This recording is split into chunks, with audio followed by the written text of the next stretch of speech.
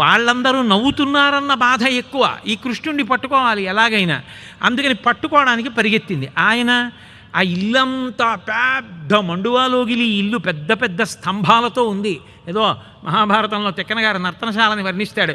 ద్వాంతాకారిత కుణ్యకుట్టిమఘన స్తంభావళీ రూపమున్ ప్రాగ్ద్వార ప్రవిభాగ భోగ నిలయ ప్రాగ్ద్వారమున్ గాతరస్వాంతత్రాసకరంబునై దురభివేశంబైన యాలోరు నిశ్చితుడై సతికేలు పట్టుకొని చొచ్చన్ భీముడత్యుగ్రతన్నని. అలా నర్తనశాల బోలెడన్ని స్తంభాలతో ఉంది ఆ ఇల్లు. అమ్మ వచ్చేస్తోందని చూశాడు, పరిగెత్తుకుంటూ వెళ్ళి ఓ స్తంభం చాటున నక్కాడు. చిన్న పిల్లాడు చక్కగా పట్టేస్తాడు, స్తంభం చాటున కనపడడు.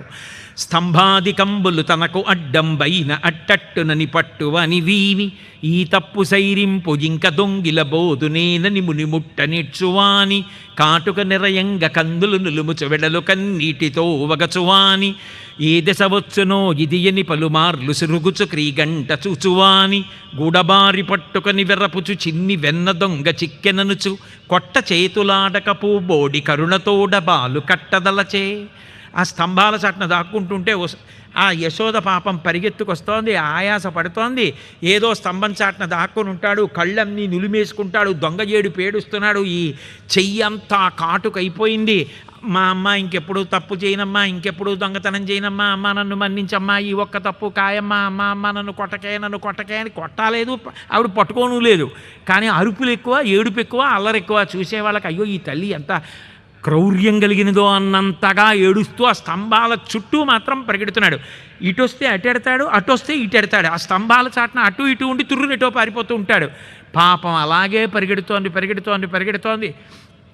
ఆఖరికి ఆ తల్లి ఒడల చెమటలగ ఎనుత్తరీయము జారతురుముకున్న విరులు జారిరాల కట్టరాని తనను పట్టెదనని చింత కట్టుకున్న తల్లి కరుణ చూచి. ఆ కట్టుకున్నటువంటి ఆ చీరంతా జారిపోతోంది, పవిట కొంగు జారిపోతోంది, కొప్పు జారిపోతోంది, పువ్వులన్నీ జారిపోతున్నాయి, వాళ్ళంతా చెమట పట్టేసింది. పిచ్చమ్మా, నన్ను పట్టేవాళ్ళు లోకంలో లేరమ్మా, తెలియక పట్టుకుంటానంటున్నావు, అయినా అమ్మవి కదా, పట్టుబడిపోతున్నానని దొరికిపోయాడు. గూడబట్టుకుంది, గూడబారి పట్టుకొని వెర్రపుచు ఇలా చూపించింది. చిన్ని వెన్న దొంగ చిక్కెననుచు కొట్ట చేతులాడక పూబోడి. అమ్మ బాబోయ్, ఆయన్ని కొట్టడమే, కొట్ట చేతులాడక కొట్టబుద్ధిలా. ఆ దొంగ ఏడుపు ఇదంతా కాటుక కుంతీదేవంది. కృష్ణ, ఆ ఘట్టంలో నీ భయం చూసి భయానికి భయం వేసింది. ఎంత భయం నటించావు కృష్ణ అంది.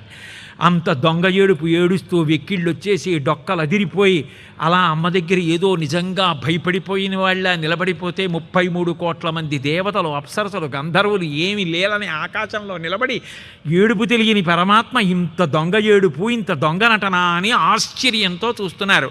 చూస్తుండగా ఆవిడ ఇలా వేలు చూపించి, ఏరా ఏమిటి నిన్ను పట్టుకోవడం చాలా కష్టంట కదా. వాళ్ళందరూ అంటున్నారు, అంటే తను పట్టుకుంది కదా, గొప్ప అన్నమాట. ఇవాళ పట్టెదన్నది చెలము కొనిన పట్టుట బట్టే పట్టుబడ వండ్రు పట్టి పట్టుకొన నాకు కాక పరులకు వశమే. ఏమిటి పట్టుకోవడం చాలా కష్టం, నిన్ను పట్టుకోలేకపోయామని వాళ్ళందరూ అంటున్నారు. చూసావా నేను ఎలా పట్టేసుకున్నానో, నాకే దొరకవురా నువ్వు, చూసావా ఎలా పట్టుకున్నావో అని. అమ్మ కదూ, అమ్మ కోపం తాటాకుల మంట, అది నిజంగా పిల్లాన్ని తిట్టలేదు. అందుకని అమ్మకి కోపం వచ్చేసింది అనుకోండి, కొడుకుని ఏమండో ఇలా వచ్చేసారు ఏంటి, అయిపోయింది ఏంటి హోంవర్క్ అంతాను అని మాట్లాడింది అనుకోండి. ఎంతో గౌరవంగా అమ్మ కొడుకుని మాట్లాడిందంటే వాడు చేసిన తప్పు పని ఏదో అమ్మకి తెలిసిపోయింది. అందుకని అలా వెటకారంగా మాట్లాడుతుంది అమ్మ కొడుకుతోటి. అందుకని ఇలా పట్టుకుంది, మోకాళ్ళ మీద కూర్చుంది, వేలి ఇలా చూపించింది. వీరెవ్వరు శ్రీకృష్ణులు కారా, ఎన్నడు నువ్వెన్న తినరట, చోరత్వం వించుకయ్యను నేరరట, ధరిత్రినెట్టిని ఇతులు కలరే. ఓహో ఏమిటో మీరు శ్రీకృష్ణుల వారి కారేమిటండి, మీకు పాపం దొంగతనం తెలియదే, నేను ఇన్ని ఆవుల పాలు దాచేసుకుంటున్నాను కదూ, నీకు ఇంత వెన్న కూడా పెట్టను కదూ, పాపం అందుకని ప్రతి ఇంటికి వెళ్ళి దొంగతనం చేసుకుని తిని బ్రతుకుతున్నావు కదా. అవునులే, నీకు దొంగతనం ఏం తెలుసు, పాపం మీకేం దొంగతనం తెలియదులేండి అంటే, కొట్టలేక తిట్టలేక బాధ లోపల నెట్టుకోలేక ఆ ఆక్రోశాన్ని ఎలా వెళ్ళబుచ్చాలో పిల్లాడి దగ్గర పరమ ప్రేమ కలిగిన అమ్మ ఎలా మాట్లాడుతుందో అలాగే పడ్డాయంతే పోతన గారికి ఆ పద్యాలు అని. ఆఖరికి నిన్ను ఇవాళ కట్టేస్తా అని చెప్పి వదిలేసి వెళ్ళి తాడట్టుకొస్తే ఉంటాడేమిటి అక్కడ కట్టించుకోవడానికి? ఉండడు. అందుకని ఏవో అలా చదువుతూనే ఉంది.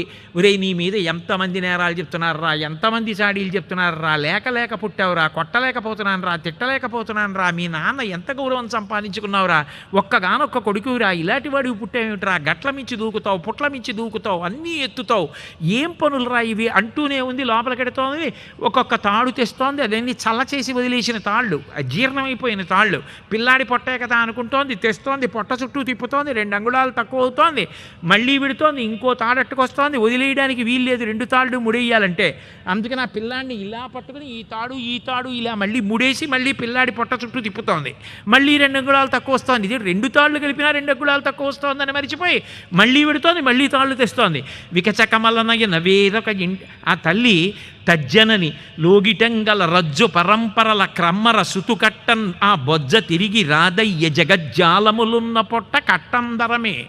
ఎవరైనా సమస్త జగత్తులు ఉన్న ఆ పొట్టని కట్టగలిగిన వాళ్ళ లోకంలో ఉంటారా? ఆ జీర్ణమైపోయిన తాళ్ళన్నీ తెస్తోంది, చుట్టూ తిప్పుతోంది, ముడేస్తోంది, మళ్ళీ తిప్పుతోంది, 2 అంగుళాలు తక్కువ వస్తోంది. ఇదేమిటి 2 అంగుళాలు తక్కువ అనుకోదు, మళ్ళీ విడుతోంది, తాడు తెస్తోంది, ముడేస్తోంది, మళ్ళీ తిప్పుతోంది. ఆయన ఒకళ్ళకి దొరికేవాడా?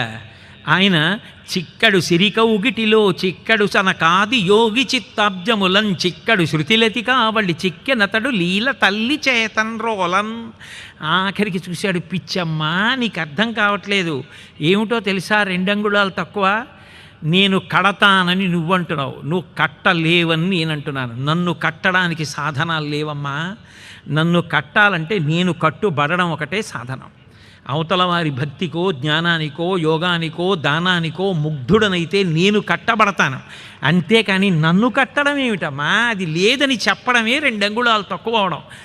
ఆఖరికి అమ్మ వంక చూశాడు, ఏమిటి పిచ్చమ్మ, ఈ చెమటలు కారిపోయి పువ్వులు జారిపోయి ఎంత ప్రేమ, నన్ను కట్టాలనుకుంటోందే, ఇలా నన్ను కట్టడానికి చల్ల చేసినటువంటి పనికి మాలిన జీర్ణమైపోయిన తాళ్లతో నన్ను కడుతుందా అమ్మ? అయినా అమ్మ ప్రేమకి కట్టుబడిపోయానని కట్టుబడిపోయాడు, కట్టేసింది. నడుం చుట్టూ తాడేసి కట్టేస్తే మచ్చలేని పరమాత్మ నడువుకి తాడు ఉరుసుకుని మచ్చపడింది కదా, దామోదరుడు అయ్యాడు. అందుకని తులసి మాల అలంకారం చేస్తారు. భక్తికి కట్టబడ్డవాడు కాబట్టి దామోదర, కార్తీక దామోదర లీల అని కార్తీక మాసంలో తప్పకుండా వింటారు ఈ లీల. ఇది 4 ఆశ్రమాల వాళ్ళు వింటారు. చాలామంది లీల వింటూ భావ సమాధిలోకి వెళ్ళిపోయారంటారు. అంత గొప్ప లీల, జన్మాంతర కర్మపాశములను కోస్తుందంటారు. అటువంటి లీల ఆ తాడు కట్టి ఇంకొక వేపు తీసుకొచ్చి ఆ దంచడానికి ఇంతకాలం వాడి వదిలేసినటువంటి రోటికేసి కట్టేసింది. ఆయన ఆ రోలు లాక్కుంటూ ముందుకెడుతున్నాడు. ఆ ముందుకెడుతున్నప్పుడు పెరట్లో 2 పెద్ద మద్ది చెట్లు ఉన్నాయి. అవి ఎప్పటివో కొన్ని 100 సంవత్సరాల నాటి మద్ది చెట్లు. ఆ 2 మద్ది చెట్ల మధ్యలోంచి ఆ కర్ర రోలు లాగాడు. ఆ కర్ర రోలు లాగేటప్పటికి రోలు చెట్లకి ఒరుసుకుని ఈ రోలు యొక్క ఒరిపిడికి 2 చెట్లు పెద్ద చప్పుడు చేస్తూ కింద పడిపోయాయి. కింద పడిపోయేటప్పటికే అందులోంచి 2 దివ్యమైనటువంటి పురుషులు గొప్ప తేజస్సుతో పైకొచ్చారు. పైకొచ్చి, కృష్ణ నీ యొక్క అనుగ్రహ విశేషం చేత ఇవాళ మేము శాప విమోచనం పొందాం. స్వామి నీకు నమస్కారాలు. మేము భక్తితో బ్రతికేటట్టు ఇకపైన ధూర్తమైన పనులు చెయ్యకుండా మమ్మల్ని అనుగ్రహించమని నీ పద్యావళులాలకించు చెవులున్ నిన్నాడు వాక్యంబులన్ నీ పేరన్ పనిచేయు హస్తయుగమున్ నీ మూర్తిపై చూపులున్ నీ పాదంబుల పొంత బ్రొక్కు శిరముల్ నీ సేవపై చిత్తముల్ నీపై బుద్ధులు మాకు నిమ్ము కరుణన్ నీ రజపత్రేక్షణ. ఓ స్వామి, ఇక పైన నీ యొక్క పాదముల దగ్గర వంగి నమస్కరించగలిగినటువంటి తల, నీ పేరు మీద ఏ పని చేసినా భక్తితో చేతులతో చెయ్యడానికి కావలసినటువంటి ఆర్ద్రత కలిగినటువంటి భక్తితో కూడినటువంటి హృదయం, వీటిని మాకిప్పించు అని చెప్పి ఆయన పాదముల మీద పడి నమస్కరించి వెళ్ళిపోయారు. వెళ్ళిపోతే ఈ చెప్తున్నటువంటి శుకబ్రహ్మని అడిగాడు, తన కట్టు తాను విడిపించుకోలేని అమాయకుళ్ళ ఏడుస్తూ రోలు లాగుతున్నటువంటి చిన్ని కృష్ణుడి నడుము కట్టబడినటువంటి రోలు తగిలి అసలు ఆ చెట్లు ఎందుకు పడిపోయి అందులోంచి వచ్చిన దివ్య పురుషులు ఎవరు అని అడిగాడు. అడిగితే వాళ్ళిద్దరూ నలకూబర మణిగ్రీవులు, కుబేరుడు యొక్క కుమారులు. ఆ కుబేరుడు నవనిధులకు అధిపతి, మహదైశ్వర్యవంతుడు. అంతటి ఐశ్వర్యవంతుడి కొడుకులు కాబట్టి వాళ్ళు విశేషమైనటువంటి గర్వాన్ని పొందారు. అది చాలదన్నట్టుగా మధిర సేవించారు. ఆ సురాపానం చేసి ఉన్నారు. దానికి తోడు పక్కన కామిలులైనటువంటి స్త్రీలతో కలిసి ఆకాశగంగలో స్నానం చేస్తున్నారు. అదే సమయంలో నారద మహర్షి ఆ మహతి వీణ వాయించుకుంటూ భగవన్నామం చెప్తూ వెళ్ళిపోతున్నారు. కనీసం అటువంటి భాగవతోత్తముడు మహానుభావుడు నారద మహర్షి కనపడ్డాడని లేచి నిలబడి బట్టలు కట్టుకుని నమస్కరించాలన్న స్పృహని కూడా కోల్పోయారు. ఈ స్త్రీలు మాత్రం గబగబా బట్టలు కట్టుకుని ఆయనకి నమస్కరించారు. వీళ్ళు మాత్రం ఒంటి మీద బట్ట లేకుండా అలాగే నిలబడి నమస్కరించకుండా ఉన్నారు. మీరు చేసినటువంటి పాపం సామాన్యమైనది కాదు, దీనివల్ల జన్మ జన్మాంతరముల యందు పాడైపోతారని నారద మహర్షి ఆలోచించి వీళ్ళకి శాపం ఇస్తాను, కానీ నిజానికి అనుగ్రహం. ఇక జీవితంలో ఎప్పుడూ కూడా వీళ్ళు ఇటువంటి తప్పు చేయకూడదు. కలవారి సుతులమనుచును కలకంఠుల తోడ కూడి కానరు పరులన్ కలలో నైనను వీరికి గలకావర మడచి బుధుల చేర్చుట యొప్పున్. వీళ్ళు బాగా ధనవంతుల యొక్క బిడ్డలమని గర్వంతో కళ్ళు మూసుకుపోయి ఉన్నారు. పైగా ఈ పానం చెయ్యకూడని పదార్థాన్ని పానం చేసి స్త్రీలతో రమిస్తూ ఆకాశగంగా నదిలో స్నానం చేస్తూ నేను వెడుతూ ఉంటే ఒంటి మీద బట్టతో నిలబడాలన్న స్పృహ కూడా లేకుండా నిలబడి ఉన్నారు. కాబట్టి వీళ్ళ పాపం పోవాలంటే వీళ్ళు తగిన శాపం అనుభవిస్తే ఇంకెప్పుడూ ఇటువంటి తప్పు చెయ్యరు. వీళ్లకున్న కావరం తగ్గిపోతే వీళ్ళు కూడా బుధులతో సజ్జనులతో సమానంగా ప్రవర్తిస్తారు. ఈ దుర్గుణం తీసేయాలి వీళ్ళకి. అందుకని కక్షతో కాదు, వీళ్లకున్న ఈ గుణం పోవాలంటే దానికి తగిన శిక్ష వేస్తే పోతుందని ఒరే బట్ట కట్టుకోకుండా నిలబడ్డారు కాబట్టి బట్ట కట్టుకోవలసిన అవసరం లేని రీతిలో మీరు చక్కగా వెళ్ళి ఆ శ్రీకృష్ణ పరమాత్మ యొక్క అవతారం వచ్చేటటువంటి సమయానికి ఆయన ఆడుకునేటటువంటి ప్రాంగణంలో ఆ యశోదా నందులు ఉంటున్నటువంటి ఇంటి వెనకాతల మద్ది చెట్లై పుట్టి కొన్ని వందల సంవత్సరాలు అలాగే ఉండిపోండి. కృష్ణ పరమాత్మ యొక్క పాద స్పర్శ చేత మీకు శాప విమోచనం అవుతుందన్నారు. చెట్లు కాబట్టి బట్ట కట్టుకోక్కర్లేదు, అవి అంత పెరిగిన మద్ది చెట్లు అలాగే నిలబడి ఉన్నాయి. కృష్ణ పరమాత్మ యొక్క పాద స్పర్శ చేత రెండు చెట్లు పడిపోయి అందులోంచి మళ్ళీ ఆ యక్షులు పైకొచ్చి శాప విమోచనం అయిపోయి భగవంతుడికి నమస్కరించి జన్మ జన్మాంతరముల యందు అటువంటి దోషం కలగకుండా ఉండడానికి భగవంతుణ్ణి ఏది కోరుకోవాలో అది అడిగి వెళ్ళిపోయారు. అందుకే ఇప్పటికీ పెద్దలు చాలామంది పూజ చేసుకున్న తర్వాత ఈ పద్యం చెప్తారు, చెప్పి తీర్థం తీసుకుంటారు. అలాగే భాగవతం దశమస్కంధంలోనే మాలాకారుడు అడుగుతాడు కృష్ణ పరమాత్మని, నీపాద కమల సేవయు నీపాదార్చకుల తోడి నెయ్యము నితాంతాపారభూత దయయు తాపసమందార నాకు దయసేయ గదే. ఈ రెండు పద్యాలు చెప్పి తీర్థప్రసాదాలు తీసుకునే పెద్దలు ఎందరో ఇప్పటికీ నాకు తెలుసు. అంత శక్తివంతమైనటువంటి పద్యాలు. వాళ్ళన్నారు, నీ పద్యావళులాలకించు చెవులున్ నిన్నాడు వాక్యంబులన్ నీ పేరన్ పనిచేయు హస్తయుగముల్ నీ మూర్తిపై చూపులున్ నీ పాదంబుల పొంతమ్రక్కు శిరముల్ నీ సేవపై చిత్తముల్ నీపై బుద్ధులు మాకు నిమ్ము కరుణన్ నిరేజ పత్రేక్షణ అని. వాళ్ళు ఏవి కోరుకున్నారో తీర్థప్రసాదాల్లో మనం కోరుకోవాలని పెద్దలు ఇప్పటికీ ఈ పద్యం చెప్పుకుని పుచ్చుకుంటారు. సరే అయిపోయింది. గబగబా నందాదులు పరిగెత్తుకుంటూ వచ్చారు. ఇదేమిటి ఇంతంత పెద్ద పెద్ద మద్ది చెట్లు ఎలా పడిపోయాయి? పిడుగు పడదుగా కపెనుగాలి విసరదో బాలుడితడు పట్టి పడదో యజాలడు మద్దులేలకు లెధరణి మీద. పిడుగా పడలేదు, గాల పెద్దది రాలేదు, వీడా పిల్లాడు, ఎలా పడిపోయాయి మద్ది చెట్లు, ఇంతంత పెద్ద మద్ది చెట్లు అన్నారు. ఎప్పుడు అక్కడ ఆడుకుంటున్న పిల్లలు చెప్తుంటారు, ఎందుకంటే పిల్లలు అంటే మహాత్ములు అని. వాళ్ళకేం అరమరికలు ఉండవు కాబట్టి అక్కడ ఆడుకుంటున్న పిల్లలు అన్నారు. కాదు కాదు, ఈ చిన్ని కృష్ణుడే రెండు మద్ది చెట్ల మధ్యలోంచి పాకాడు. పాకినప్పుడు ఆ రోలు కూడా వచ్చింది, ఆ మద్ది చెట్లకు అడ్డుపడింది. ఈయన లాగాడు, ఆ లాగడంలో ఈయన పాదస్పర్శ తగిలి ఆ రెండు మద్ది చెట్లు పడిపోయాయి.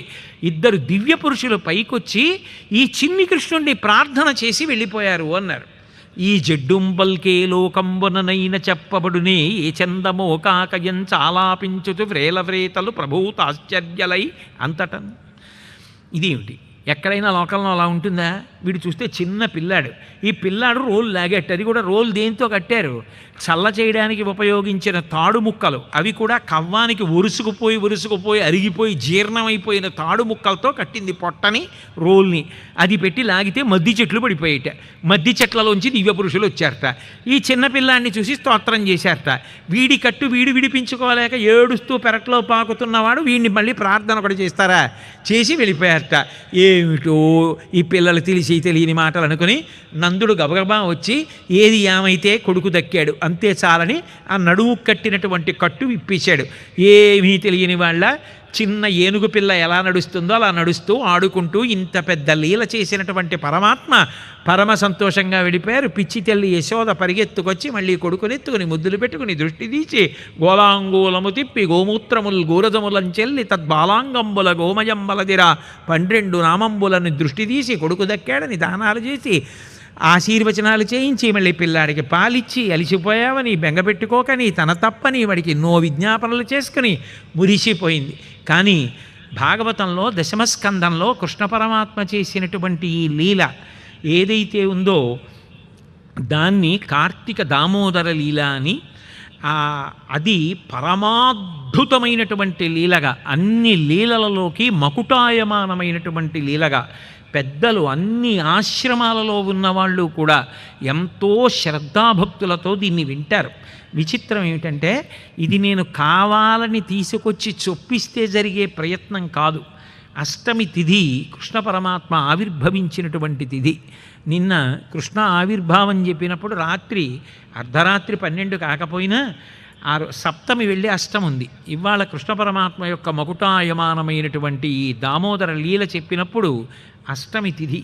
ఇవాళ అష్టమి తిథి నాడు ఇంత గొప్ప విషయాలు కృష్ణ సంబంధంగా జరగడం ఆ పరమాత్మ యొక్క అనుగ్రహ విశేషం. మళ్ళీ రేపు సాయంకాలం 6 గంటలకు కలుసుకున్నప్పుడు రేపటితో భాగవత ప్రవచనాలు పూర్ణత్వాన్ని పొందుతాయి. మళ్ళీ రేపు సాయంకాలం కలుసుకున్నప్పుడు అందరికీ ప్రయోజనకరమైనటువంటి విషయము నా చేత పరమాత్మ పలికించుగాక. కానీ వ్యక్తిగతంగా నాదొక్క మనవి, రేపు చెప్పేటటువంటి విషయం ప్రత్యేకించి పెళ్ళి కాని పిల్లలు వింటే దాని వలన మంచి వరుడు వస్తాడు అని లోకంలో చాలా గొప్ప నానుడి ఉంది, చాలామంది అనుభవం అది. కాబట్టి అటువంటి కోరిక ఉన్నవాళ్ళు ఎవరైనా ఉంటే, మా పిల్లకి యుక్త వయస్సు వచ్చింది సంబంధాలు చూద్దాం అనుకుంటున్నాం అన్న వాళ్ళు ఉంటే చక్కగా ఆ పిల్లల్ని కూడా అవకాశం ఉంటే తీసుకొస్తే వాళ్ళు కూడా విని మంచి భర్తని పొంది వాళ్ళు జీవితంలో సంతోషంగా ఉంటే, మా అమ్మ కష్టపడి నన్ను కన్నందుకు నా శ్వాస దానికి పనికొస్తే అంతకన్నా నాకు సంతోషం ఏముంటుంది. అందుకని అవకాశం ఉన్నవాళ్ళు, అటువంటి అవసరం ఉన్నవాళ్ళు పిల్లల్ని తీసుకొస్తే వాళ్ళు కూడా వింటారు. మంగళాశాసనపరై మదాచార్య పురోగమై సర్వైశ్చ పూర్వైరాచార్యై సత్కృతాయాస్తు మంగళం. మంగళం కోసలేంద్రాయ మహనీయ గుణాత్మనే చక్రవర్తి తనూజాయ సర్వభౌమాయ మంగళం.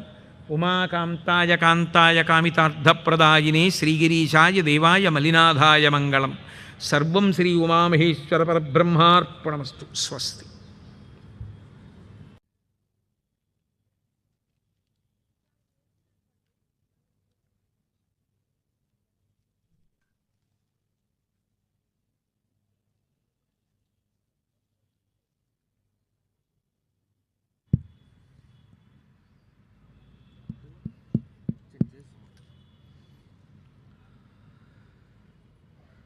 శుక్లాంబరధరం విష్ణుం శశివర్ణం చతుర్భుజం ప్రసన్నవదనం ధ్యాయేత్ సర్వవిఘ్నోపశాంతయే.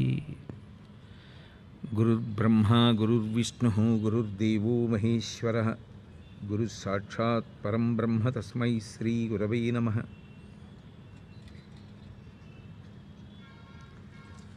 కూజంతం రామ రామేతి మధురం మధురాక్షరం ఆరుహ్య కవితాశాఖాం వందే వాల్మీకికోకిలం.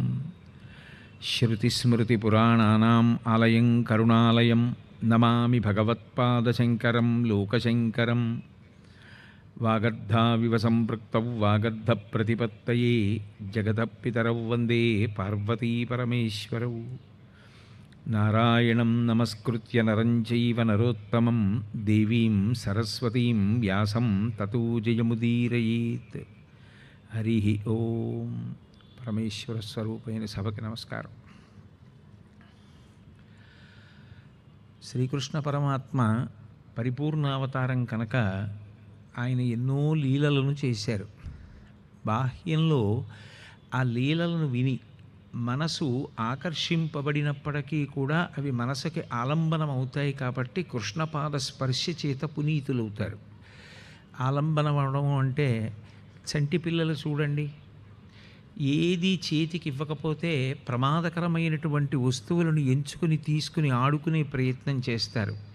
ఏ కత్తెరో చాకో అటువంటిది తీసుకుంటారు. తల్లి వాళ్ళని ఏమార్చడానికి ఏదో ఖాళీ అట్టపెట్టో అటువంటిది ఏదో చేతికిచ్చి ఆడుకోమంటుంది. వాళ్ళు కొంతసేపు ఆడుకున్న తర్వాత విసుగెత్తి మళ్ళీ ఇంకో వస్తువు అడుగుతారు. ఏ వంకాయో బెండకాయో ఏదో చేతిలో పెడుతుంది. ఏ వస్తువు వాళ్ళు పట్టుకుని ఆడుకుంటే వాళ్ళు క్షేమంగా ఉంటారో అటువంటి వస్తువులను పిల్లలకి తల్లి ఇచ్చి వాళ్ళని ఏమార్చి క్షేమకరంగా పెంచి పెద్ద చేసినట్టే మనం కూడా ప్రయత్నపూర్వకంగా ఏవి క్షేమకరమైనటువంటివో, ఏవి మనసుకి ఆలంబనంగా ఇస్తే మనసు వాటిని పట్టుకుని జీవుడు తరిస్తాడో అటువంటి వాటిని మనం ఇవ్వవలసి ఉంటుంది. అలా ఇవ్వలేదనుకోండి, మనసుకుండే లక్షణం ఏమిటంటే తనంత తానుగా తాను వెతుక్కుంటుంది. తాను వెతుక్కున్నప్పుడు ప్రమాదభరితమైనటువంటివి ఇంద్రియ సుఖముల కొరకు మాత్రమే ప్రయత్నించి అటువంటి సంకల్పాలని తీసుకొచ్చినటువంటి కారణం చేత మనిషి అభ్యున్నతి వైపు ప్రయాణించే అవకాశం ఉండదు. సాధనలో అది చాలా చాలా అవసరం. నిరంతరం మనసుని పరిశీలిస్తూ దానికి ఏదో ఒకటి కావాలి. అది పాడైపోకుండా ఉండడానికి అవకాశం ఉండేటటువంటి క్షేమకరమైనటువంటి వస్తువు ఏది ఉంటుందో అటువంటిది ఇస్తూ ఉండాలి. కాసేపు ఏదో చెవులతో మంచి సంగీతం వినడం, మంచి మాటలు వినడం, మంచి మాటలు చదవడం, మంచి విషయాలు చూడడం, పెద్దలతో మాట్లాడడం, ఇటువంటివి చేస్తూ ఉంటే మనసు ఎప్పుడూ ఆర్ద్రతతోటి, భగవద్భక్తితోటి, సత్వగుణంతో ఉండి ఉద్రేకాన్ని పొందకుండా ఉంటుంది. మనం ఏదీ ప్రయత్నపూర్వకంగా దానికి ఆలంబనం ఇవ్వలేదనుకోండి, అది ఏం చేస్తుందంటే ఎప్పుడూ శరీరము ఇంద్రియములు భోగం పొందడానికి ఎటువంటి వాటిని కోరుకోవాలో అవే కోరుకుని త్వరగా పాడైపోవడానికి వీలయ్యేటటువంటి వాటిని మాత్రమే ఎంచుకుంటుంది. అందుకే శ్రీకృష్ణ పరమాత్మ యొక్క లీలలు మనసుకి ఆలంబనంగా ఇచ్చినట్టయితే మనిషి తరిస్తాడు. అవి పైకి ఎంతో మధురమధురంగా ఉంటాయి. ఆ లీలని విని ఆ లీలని స్మరించినా మంచిదే. లేదు, అందులో ఉన్నటువంటి అంతరార్థం కొంతవరకు మనసుని పట్టుకున్నా అది కూడా ఇంకా ఇంకా ఆలోచించడానికి ఎంతో పనిచేసి మనిషి యొక్క అభ్యున్నతికి కారణమవుతుంది. శ్రీకృష్ణ పరమాత్మ పుట్టినటువంటి నక్షత్రం మళ్ళీ తిరిగి వచ్చేటటువంటి లోపల తల్లి ఒక రోజున గొప్ప ఉత్సవం చేసింది. పైగా పిల్లవాడు బోర్లగిల పడుతున్నాడు కాబట్టి ఏదో పిల్లాడు మా ఇంట్లో బోర్లా పడ్డాడు, బొబ్బట్లు వండాం అని ఒక ఉత్సవం కింద చేస్తారు. ఆవిడ కూడా ఉత్సవం చేస్తూ చాలామందిని పిలిచింది. పెద్ద పండగ వాతావరణం కింద వాళ్ళందరికీ భోజనాలు అవి ఏర్పాట్లు చేసింది, అభిషేకాలు ఏర్పాటు చేసింది, వేదాశీర్వచనం ఏర్పాటు చేసింది, అనేక మంది బ్రాహ్మణోత్తములు వచ్చారు, దాన ధర్మాదులు చేసింది. అవన్నీ మంచి పనులే. కానీ ఇవన్నీ చేస్తూ పిల్లవాడిని మరిచిపోయింది. సర్వసాధారణంగా మనం కూడా ఏదో పండగ చేసుకుంటాం. అసలు పండగ నాడు భగవత్ సంబంధమైనది ఏది చేయాలో అది తక్కువ, అక్కర్లేని హడావిడి ఎక్కువ అయింది ఉంటుంది. అలాగే ఆమె కూడా భగవంతుణ్ణి మరిచిపోయింది, మిగిలినటువంటి ఉత్సవ ధ్యాసలో ఉండిపోయింది. నిదిరించిన శిశువాకుని ఏడ్చుచు గిరిసి కెరలి కిసలయ విలసన్ మృదుచక్రచాపరేఖాస్పద పదమున తన్నెనొక్క బండిందండిన్ అన్నారు పోతన గారు. ఆ పిల్లవాడిని తీసుకెళ్ళి ఒక బండి దగ్గర పడుకోబెట్టింది. ఆ పడుకోబెట్టినప్పుడు ఆ పిల్లవాడు ఏం చేశాడంటే తెలివి వచ్చి ఆకలి వేసి పాలు తాగాలనేటటువంటి కోరిక తీవ్రంగా పొంది అమ్మ కనపడలేదు, పాలివ్వలేదని వాడు ఏడుస్తూ కాళ్ళు చేతులు చాపి ఆడుకోవడంలోనో ఏడవడంలోనో ఆ పాదం తగిలి ఆ బండి ఆకాశం వరకు ఎగిరిపోయి ముక్కలైపోయి కింద పడిపోయింది.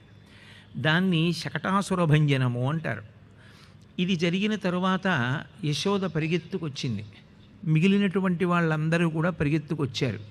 ఇదేమిటి, పిల్లవాడిని ఇక్కడ పడుకోబెట్టాం, ఈ పిల్లవాడి దగ్గర ఉన్నటువంటి బండి అంత పైకెగిరి ముక్క ముక్కలై కింద పడిపోవడం ఏమిటి, ఇదంతా చాలా ఆశ్చర్యంగా ఉందని అక్కడే ఆడుకుంటున్నటువంటి కొంతమంది పిల్లల్ని పిలిచి అడిగారు, అసలు ఏం జరిగింది, బండి ఎందుకు పైకెగిరింది అని అడిగారు.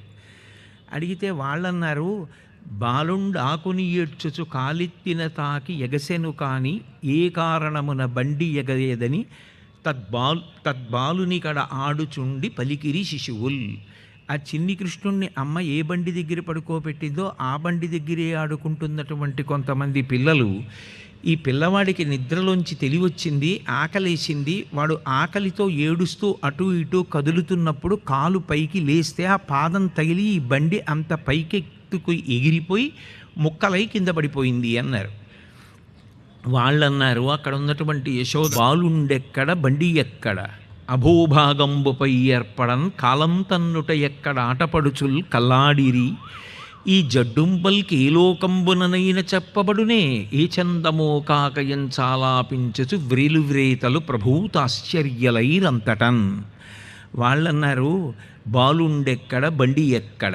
ఈ ఈ పిల్లవాడు చూస్తే చిన్న పిల్లవాడు, నిన్నగాక మొన్న బొరలా పడ్డాడు. వాడు కాలు పెట్టి తన్నాడా, వాడి పాదం తగిలి ఆకాశం వరకు బండి ఎగిరిపోయిందా. కాలం తన్నుట ఎక్కడ ఆటపడుచుల్ కల్లాడిరి జడ్డుంపల్కి ఏ లోకంబుననైన చెప్పబడునే. పిల్లలు అబద్ధాలు ఆడుతున్నారు, వాళ్ళకి తెలియదు పిల్లవాడి పాదం తగిలి బండి ఎగిరిపోవడం ఏమిటి, ఇది జరిగేటటువంటి పని కాదు, వీళ్ళకి ఏం తెలియదు అని ప్రభూతాశ్చర్యలైరంతటన్. వాళ్ళందరూ కారణం ఏమిటో తెలియక చాలా ఆశ్చర్యపోయారు. ఆ తర్వాత యశోద పిల్లవాడి దగ్గరికి వచ్చి ఎత్తుకుని సహజమైనటువంటి మాతృత్వ ప్రేమతో ఆ పిల్లవాడికి పాలిచ్చింది. అలసితివి గదన్న యాకొంటివి కదన్న మంచి అన్న ఏడ్పు మానుమన్న చన్నుకుడువుమన్న సంతసపడుమన్న అనుచు చన్నుకుడిపే అర్భకునకు.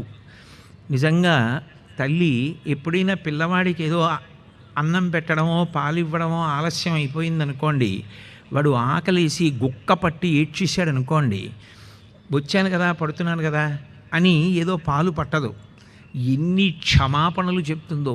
ఆ పిల్లాడిని ఎత్తుకుని పాలిస్తూ, నాన్న ఆలస్యం అయిపోయిందిరా, చూసుకోలేదురా, అక్కడికి వెళ్ళానురా, ఎంత ఏడిచావురా, ఎర్రపడిపోయావురా నాన్న, ఇంకెప్పుడు ఇలా చేయనే, నీకు వేళ పట్టున పాలిచ్చేస్తానే అంటే వాడికి అవన్నీ అర్థమవుతాయా? కాదు, అది అమ్మ ప్రేమ. ఆ ప్రేమ అందులో వాళ్ళు తినకపోతే అమ్మ పడేటటువంటి ఆవేదన అంతా ఇంత కాదు, వాళ్ళకి పెట్టాలి, అదే అమ్మ. అమ్మ అలా ఉండకపోతే ఇన్ని జీవులు ఎలా వృద్ధిలోకి వస్తాయండి, ఎలా పెరుగుతాయి? అందుకే మొదటి నమస్కారం ఎవరికి అంటే అమ్మకే, మాతృదేవో భవ అని. పరమాత్మ స్వరూపం తల్లి అంటే.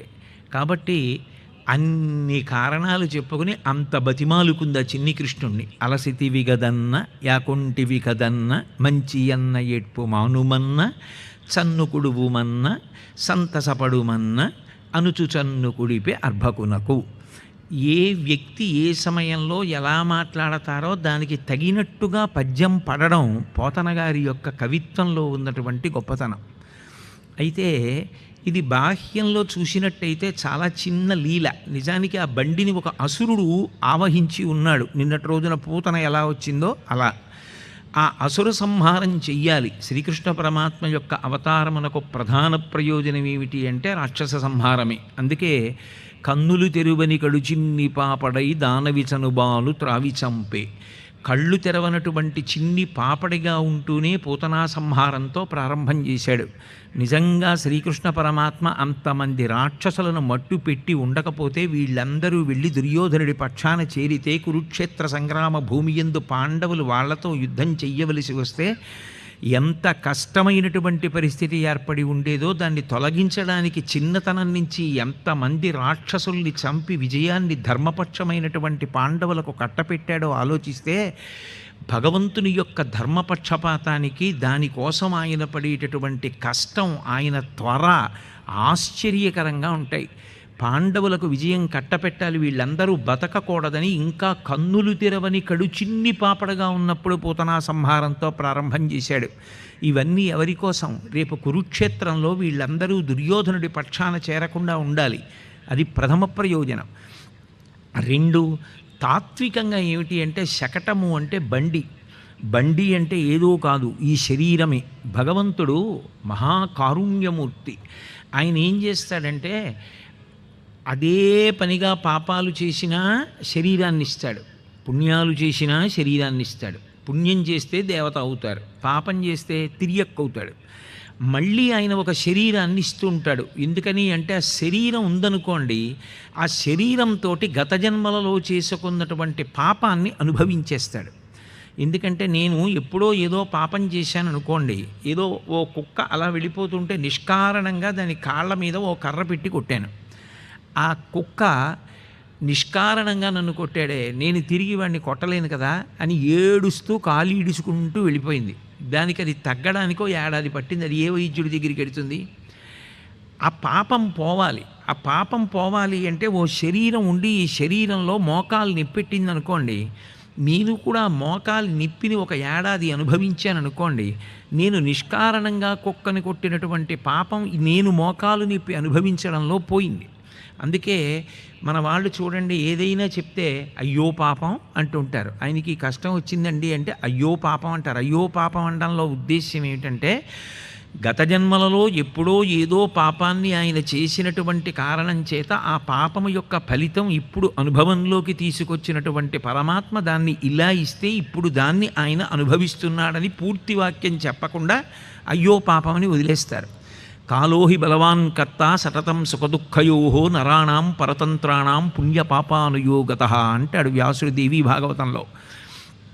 కాలము బహుబలవత్తరమైనటువంటి స్వరూపం, అదే భగవంతుని యొక్క రూపం.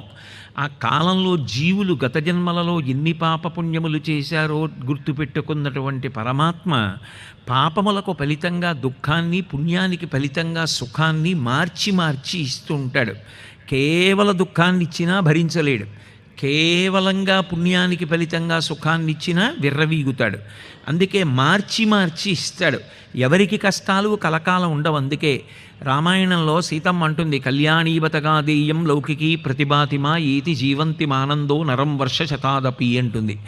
100 సంవత్సరములు బ్రతికినటువంటి వ్యక్తి చిట్ట చివర ఆఖరి ఊపిరిలోనైనా మంచి మాట వింటాడు తప్ప బ్రతికున్నంతకాలం కష్టపడ్డం అన్నది ఉండదు. అది పరమాత్మ యొక్క కారుణ్యం. మార్చి మార్చి అయినా సరే కాసేపు సుఖాన్ని కాసేపు దుఃఖాన్ని ఇస్తూ ఉంటాడు. పూర్తిగా ఒక్కలా ఇస్తే భరించలేడు అని. అందుకే అవన్నీ పరమాత్మ తన దృష్టిలో పెట్టుకుని పాపపుణ్యాలకి ఫలితాన్ని ఇస్తాడు. ఆ పాపపుణ్యములకు ఫలితమును అనుభవించడానికే ఈ శకటం వస్తుంది. ఒకవైపు పాపపుణ్యములను అనుభవించేస్తాడు, ఇంకొక వైపు శాస్త్రాన్ని గురువుని ఆశ్రయించి చెయ్యవలసినటువంటి మంచి పనులు పుణ్యకర్మలు చేసేసుకుంటుంటాడు. ఈ శరీరం లేకుండా ఎలా చేస్తాడు? ఈ శరీరం ఉంది కాబట్టి నేను ఇప్పుడు భాగవతం మాట్లాడుతున్నాను. ఇది లేకుండా ఎలా మాట్లాడతాను? ఇది ఉంటే మాట్లాడాలి. ఇది ఉంది, ఓ ప్రదక్షిణం చేస్తాను. ఇది ఉంది, ఒకళ్ళకి ఏమైనా ఇస్తాను. ఈ శరీరం ఉంది, ఓ పూజ చేస్తాను. ఈ శరీరం ఉంది, ఒక నమస్కారం చేస్తాను. శరీరమును అడ్డు పెట్టుకుని మళ్ళీ పుణ్యాన్ని సముపార్జించుకుంటాడు. భగవంతుడు శరీరాన్ని మార్చి మార్చి మార్చి మార్చి మళ్ళీ ఇచ్చి ఎప్పటికో అప్పటికి తరించరా అని దీన్ని ఇస్తూ ఉంటాడు. ఇక మళ్ళీ ఈ శరీరంలోకి రావలసినటువంటి అవసరం ఎప్పుడు పోతుంది అంటే నిశ్చల ధ్యానమునందు చిట్ట చివర పరమాత్మని ఇక్కడే ధ్యానం చేస్తే ఏదో ఒకనాడు ఆయన పాద స్పర్శ తగిలితే ఈ శకటము భిన్నమైపోతుంది. ఇక మళ్ళీ రావలసిన అవసరం ఉండదు. ఏ శరీరంలో వచ్చాడో ఆ శరీరం వదిలిపెట్టేయాలి. కాబట్టి అది ఆఖరి చావు. కానీ జ్ఞానికి ఆ చావు గురించినటువంటి బెంగ ఉండదు. రామకృష్ణ పరమహంస చూడండి, రాచపుండు కంఠంలో వస్తే వివేకానందుడు పిలిచి, మీరు అడిగితే కాళికామాత ప్రార్థన వినదా అని అడిగితే లోపలికెళ్ళి బయటికి వచ్చి అడిగాను, ఇన్ని నోళ్లతో తింటున్నది నువ్వు కాదా అన్నది అమ్మ అన్నారు. భగవాన్ రమణ మహర్షి తిరువణ్ణామలై శరీరం వదిలిపెట్టేసే ముందు అమ్మయ్య చిన్న గుడారంలో ఉన్న ఏనుగు బయటికి వెళ్ళిపోతోంది అని ఎంతో సంతోషంగా చెమటబట్టినటువంటి బట్టని విప్పినంత తేలిగ్గా వదిలిపెట్టేసేసి అనంతమైనటువంటి చైతన్యమునందు ఐక్యమైపోతారు. అందరూ చూస్తుండగా అరుణాచలానికి ప్రదక్షిణం చేసి అరుణగిరిలోకి వెళ్ళిపోయింది భగవాన్ రమణుల యొక్క ఆత్మ. మహాపురుషులైనటువంటి వారు అటువంటి రీతిలో సంసార పరిభ్రమణము నుంచి విడుదలను పొందారు. అందుకే ఆయన పాదస్పర్శ ఎప్పుడు కలుగుతుందో అప్పుడు ఈ శకటము భిన్నమైపోతుంది. ఆ శకటమును భిన్నము చేయడము ఆయన చేతిలోనే ఉంది. కాదు ఇది బాగుంది, దీంతో ఇంద్రియ సుఖాలు పొందడం బాగుంది, భోగాలు పొందడం బాగుంది, భగవంతుడు ఎందుకు, గురువు ఎందుకు, శాస్త్రం ఎందుకు, దీనితో సంతోషంగా ఉందామనుకుంటే ఇది ఎంతకాలం సుఖాలు పొందడానికి అంగీకరిస్తుంది? కొంతకాలం అయిన తర్వాత అదే అంగీకరించదు. అంగీకరించకపోయిన తరువాత ఈ శరీరంతో ఏమైనా చేద్దాం అనుకున్నా చేయలేడు. అందుకే దీపం ఉండగా ఇల్లు చక్కపెట్టుకో అంటారు. కురు పుణ్య మహోరాత్రం, లోపల ఆయన వెలుగుతున్నంతసేపే ఈ శరీరాన్ని వాడుకుని ఏమైనా ఉత్తమ కర్మలు చెయ్యాలి, చేసి ఈశ్వరానుగ్రహాన్ని పొందాలి తప్ప ఆయన ఎందుకు ఇచ్చాడన్నది మరిచిపోతే, ఉపేక్షిస్తే దాని వలన ఎలా అభ్యున్నతి పొందుతాడు? ఒక వ్యాపారం మొదలుపెట్టే వ్యక్తి మొట్టమొదట తన దగ్గర ఉన్న ద్రవ్యాన్ని పెట్టుబడిగా పెడితే నమ్మి మిగిలిన వాళ్ళు పెట్టుబడి పెడతారు. భగవంతుడిచ్చిన మొట్టమొదటి పెట్టుబడి ఈ శరీరం. ఈ శరీరాన్ని పెట్టుబడి పెట్టాలి. దీంతో కూర్చుని పూజ చేయాలి, దీంతో కూర్చుని ధ్యానం చేయాలి, దీనితో మంచి పనులు చేయాలి, దీనికి మంచి విషయాలు ఆలంబనంగా ఇవ్వాలి, మంచి ఆలోచించాలి, మంచి మాట్లాడాలి, మంచి పలకాలి. తన సాధ్యమైనంత వరకు 10 మందికి భగవంతుణ్ణి చేసి ఏదో ఒక ఉపకారం చేయడానికి ప్రయత్నం చెయ్యాలి తప్ప తన వలన ఎవరికి ఏ అపకారము జరగకూడదని కోరుకుంటూ ఉండాలి. అటువంటి భావన పొందగా చేసిన పుణ్యకర్మల చేత ప్రీతి పొందినటువంటి పరమాత్మ చిత్తశుద్ధినిచ్చి, ఆ చిత్తశుద్ధిని పాత్రతన చేసి జ్ఞానమిస్తే ఆ జ్ఞానము వలన ఇక పుట్టవలసిన అవసరాన్ని పోగొట్టుకుని పునరావృత్తిరహిత శాశ్వత శివ సాయుధ్య స్థితిని వ్యక్తి పొందగలుగుతున్నాడు. అదిగో ఆ స్థితిని పొందగలగడానికి ఉండేటటువంటి ప్రక్రియని ఈ శరీరం మళ్ళీ రాకుండా చెయ్యగలిగినటువంటి అనుగ్రహం ఆయన పాదస్పర్శ వలన మాత్రమే సంభవిస్తుందని నిరూపించేటటువంటి ఘట్టం శకటాసుర భంజనం. అలాగే తర్వాత ఒకనాడు చిన్ని కృష్ణుణ్ణి ఒళ్ళో కూర్చుంది యశోద. ఎందుకో ఆయన బరువుగా అనిపించాడు. అప్పుడప్పుడు భగవంతుడు కూడా బరువుగా అనిపిస్తూ ఉంటాడు. అబ్బాయి ఏమిటో, ఈ లేవడం ఏమిటో, ఈ పూజ ఏమిటో, ఈ ధ్యానం ఏమిటో, ఈ అల్లరి ఏమిటో, ఈ ప్రవచనాలు ఏమిటో, హాయిగా కూర్చోకుండా అనిపిస్తూ ఉంటుంది. ఏమిటి హాయిగా ఇవన్నీ వదలడమా హాయి నీకు అని 1కి 10 మాటలు పరిశీలించుకొని, కాదు ఇదే హాయి, ఇందులోనే ఉండాలి అని మనిషి తనని తాను స్వస్థత పరుచుకొని పూనికతో ప్రవర్తించాలి. ఆ యశోద పిల్లవాడిని తీసి కిందకి దింపింది. గొప్ప రాక్షస సంహారం జరగాలి, లోకానికి ఒక పాఠం చెప్పాలి పరమాత్మ. సుడి ఎరుగని హరిసుడివడ సుడిగాలి తరంగు రక్కసడు విసిరెడి ఆ సుడిగాలి ధూళి కందుల సుడివడ గోపకులు బెదరి సుడివడిరదిపా అన్నారు పోతన గారు. వస్తున్నది సుడిగాలి కదూ, అందుకని పద్యం తిరిగింది. అలాగే ఎక్కడి నుంచి వచ్చాడో, తృణావర్తుడు అని ఒక రాక్షసుడు కంసుని పలుపున వచ్చాడు. వచ్చి ఆయన సుడిగాలి రూపంలో వచ్చాడు. ఆ పిల్లవాడిని అక్కడ పెట్టింది కదూ, వేగం పుంజుకున్నాడు. ఆయన వచ్చిందే కృష్ణ పరమాత్మని సంహరించాలని. మరి ఎక్కడో పుట్టి పెరుగుతున్నాడు అని చెప్పింది కదా ఆ యోగమాయ. తెంపరివై బొరింబొరిని దేవకి బిడ్డల చిన్ని కుర్రలం చంపితి వింకనైన ఉపశాంతి వహింపక రాల మీద నన్నొంపితి విసిరో ఇది బిరమే. నిన్ను చంపెడివాడొకడు నా సరసం జనించి వేరొక చోట సంస్కృతి పొందిడివాడు దుర్మతి అని చెప్పింది కదా. నాతో పాటు పుట్టి పెరుగుతున్నాడు ఎక్కడో పిల్లవాడని చెప్పింది. అందుకని కృష్ణ పరమాత్మని చంపడానికి పూతనని పంపిస్తే కుదరలా, శకటాసురుణ్ణి పంపిస్తే కుదరలా, అందుకని తృణావర్తుణ్ణి పంపించాడు. ఆయన సుడిగాలి రూపంలో వచ్చి అక్కడే పెట్టబడి ఉన్నటువంటి చిన్ని కృష్ణుణ్ణి చుట్టేసి ఎత్తుకుపోయాడు. ఎత్తుకుపోతే ఆ సుడిగాలి ధూళి కందుల సుడివడ గోపకులు బెగడి సుడివడి రధిపా. యశోద చుట్టుపక్కల నందవ్రజంలో ఉన్నటువంటి వారందరి కళ్ళల్లో సుడిగాలి ధూళి పడిపోయిన కారణం చేత వాళ్ళెవ్వరికీ కందులు కనపడకుండా పోయాయి. కళ్ళల్లో మట్టి పడిపోతే ఏం కనపడతాయి? ఎవ్వరికీ ఏం కనపడలేదు. ఇదే అదును ఆ కృష్ణ పరమాత్మని చంపేయచ్చని రాక్షసుడు బాగా పైకంట ఎత్తుకుపోయాడు. ఆయన ఉద్దేశ్యం ఏమిటంటే అక్కడి నుంచి పిల్లవాడిని వదిలేయాలని. కాసేపటికి సుడిగాలటి వెళ్ళిపోగానే కళ్ళు తెరిచింది. కళ్ళు తెరిచి చూసింది. పరమ సహజంగా ఉంటుంది పోతన గారి యొక్క కవిత్వం. అప్పుడు మొట్టమొదటి మాట ఏమంటాం? అక్కడ పెట్టినది కనపడలేదనుకోండి, ఇక్కడే పెట్టాను అంటాం. ఇక్కడ పెట్టి శిశువు తానిక్కడ ఆడుచునుండే గాలి తానెక్కడ నుండి వచ్చే శిశుమక్కడి మార్గము పట్టిపోయే నీడెక్కడ చొత్తునంచు కమలేక్షణ గ్రేపు తెరంగు ఖిన్నయై ప్రొక్కుచువాలు గోవు క్రియ భూస్థలివాలె దురంత చింతయై అంటారు పోతన గారు. ఇక్కడ పెట్టి అయ్యో పిల్లాడిని ఇక్కడే ఉంచాను. శిశువు తానిక్కడ ఆడుచునుండే, ఇక్కడే పిల్లాడు ఆడుకుంటున్నాడు. గాలి తానెక్కడ నుండి వచ్చే శిశువెక్కడి మార్గము పట్టిపోయే, ఆ సుడిగాలి పిల్లాడిని ఎక్కడికి తీసుకెళ్ళిపోయిందో, ఏమైపోయాడో అని దూడ కనపడకపోతే ఆవు ఎంత బెంగ పెట్టుకుని వెనక పరిగెడుతుందో అలా పరిగెత్తింది. నిజంగా తల్లి ప్రేమ అలాగే ఉంటుంది. అద్భుతమైనటువంటి ఉపమానం. మహాత్ముడు పోతన గారికి కితాబు ఇవ్వడానికి నేనెంతటి వాడిని, ఆయన పాద ధూళికి సరిపోను. నిజం. ఇటుపక్క ఏమో నాకు తెలియదు కానీ మా వైపు తూర్పుగోదావరి జిల్లాలో బాగా కనపడుతుంటాయి. ఆవు ఈనిన తరువాత వెనక ఇంకా మావి పడుతూ ఉంటుంది, ఆ మాంసం కనపడుతూ ఉంటుంది. నేను చూసి ఒళ్ళు జలధరిస్తూ ఉంటుంది. ఆ దూడని బండిలో ఎక్కించుకుంటారు. అది ఎక్కడికో వెళ్ళి ఏ గడ్డి మేస్తూనో ఈనేస్తుంది. ఆ దూడను తీసుకొచ్చి బండిలో పెట్టుకుని ఇంటికి తీసుకెడుతూ ఉంటారు. దీని వెనక ఆవు ఎడుతుంటుంది. ఎందుకని? దానికి సంధిబంధములు ఎంత సడలిపోయాయో, ఎంత బాధపడుతోందో, దానికి ఎంత నిప్పిగా ఉందో. ఈ కుక్కలు వెనకాతల వెంటపడి ఆ మాంసాన్ని పీకే ప్రయత్నం చేస్తాయి.